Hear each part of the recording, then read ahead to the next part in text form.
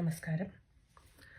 ഞാൻ കേരളത്തിലുള്ള പുരോഹിതരോട്, അതായത് സീറോ മലബാർ, ജ്ഞാനായ, മലങ്കര എല്ലാ വിഭാഗത്തിൽപ്പെട്ട കത്തോലിക്ക പുരോഹിതരോട്, അതുപോലെ തന്നെ പുരോഹിത വിദ്യാർത്ഥികളോടുമാണ് എനിക്ക് സംസാരിക്കാനുള്ളത്. നിങ്ങൾ ദയവ് ചെയ്ത് എനിക്ക് പറയാനുള്ളതൊന്ന് കേൾക്കണം. ഞാൻ സീറോ മലബാർ സഭയുടെ കീഴിലുള്ള കത്തോലിക്ക ദേവാലയത്തിൽ, അതായത് നാട്ടിൽ ചങ്ങനാശ്ശേരി അതിരൂപതയുടെ കീഴിലുള്ള ദേവാലയത്തിലും, ഇവിടെ അമേരിക്കയിലെ ടെക്സാസിലെ ഷിക്കാഗോ രൂപതയിലുള്ള കീഴിലുള്ള ദേവാലയത്തിലുമാണ് ഞാൻ പോകുന്നത്. എൻ്റെ പേര് ബ്ലെസ്സി ലാൽസൺ. എൻ്റെ പപ്പ ചെറുപ്പത്തിൽ പറയുമായിരുന്നു, നമ്മുടെ വീട്ടിൽ ഒരു പുരോഹിതൻ്റെയോ സഭയുടെയോ കന്യാസ്ത്രീകളുടെയോ ഒന്നും കുറ്റങ്ങളോ കുറവുകളോ ഒന്നും ഡിസ്കസ് ചെയ്യാൻ പാടില്ലെന്ന് പപ്പ നിർബന്ധം പറഞ്ഞിട്ടുണ്ടായിരുന്നു.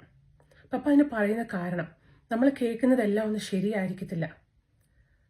നമ്മൾ പറയുന്ന കാര്യങ്ങൾ, നമ്മൾ ആരോപിക്കുന്ന കുറ്റങ്ങൾ ശരിയല്ലെങ്കിൽ അവരുടെ കണ്ണീര് നമ്മുടെ വീട്ടിൽ വീഴാൻ പാടില്ല.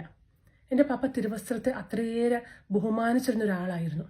അവർ തെറ്റ് ചെയ്തിട്ടുണ്ടെങ്കിൽ ദൈവം അവരെ ശിക്ഷിച്ചോളും, നമ്മൾ ശിക്ഷിക്കേണ്ട അവരെ എന്നായിരുന്നു പപ്പ പറഞ്ഞിരുന്നത്.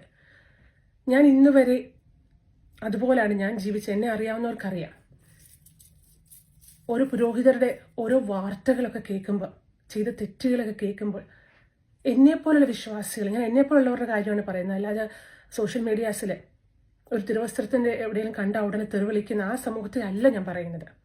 എന്നെപ്പോലുള്ള കത്തോലിക്ക സഭയിലുള്ള പുരോഹിതരെ ബഹുമാനിക്കുകയും സഭയുടെ അണ്ടറിൽ വളരെ ബഹുമാനത്തോടുകൂടെ നിൽക്കുകയും ചെയ്യുന്നവരെക്കുറിച്ച്, എന്നെപ്പോലുള്ളവരെ പ്രതിനിധീകരിച്ചാണ് ഞാൻ സംസാരിക്കുന്നത്.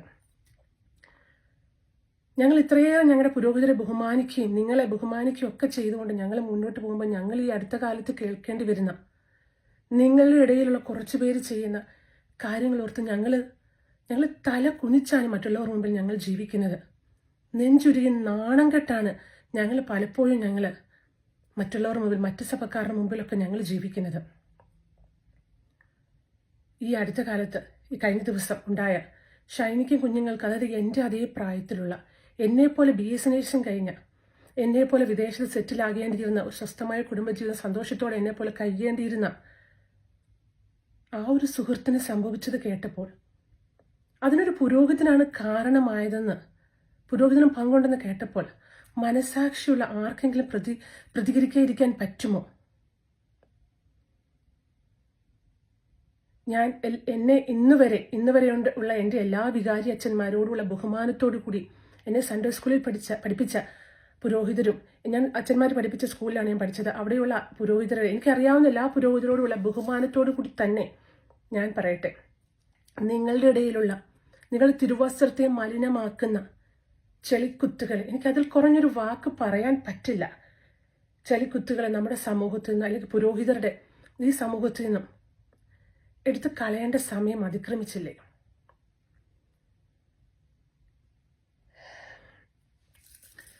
നിങ്ങൾ പുരോഹിതരെ ഈ ഒരു പുരോഹിത വേളയ്ക്ക് ഇറങ്ങിയപ്പോൾ നിങ്ങൾ എടുക്കേണ്ട വ്രതങ്ങളൊക്കെ നിങ്ങൾക്കറിയാമായിരുന്നില്ലേ? അനുസരണം, ബ്രഹ്മചര്യം, ദാരിദ്ര്യം, ഇതൊക്കെ അറിഞ്ഞുകൊണ്ട് തന്നെയല്ല നിങ്ങൾ പുരോഹിതരാകാൻ വന്നത്.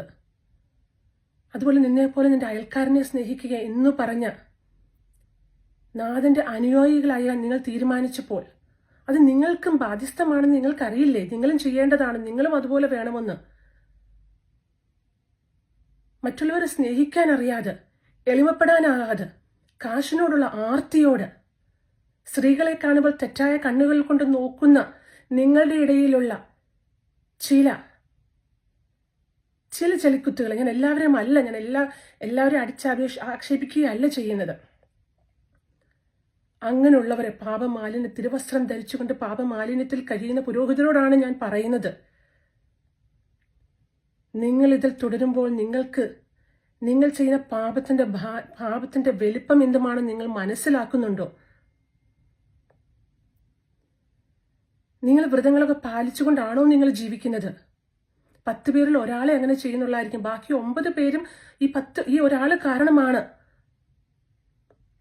ബഹുമാനിതരല്ലാതാകുന്നത്. പക്ഷെ ഞാനൊന്ന് പറയട്ടെ, ഈ 9 പേരിൽ പലർക്കും അറിയാം ഈ ഒരാൾ ജീവിക്കുന്ന രീതി.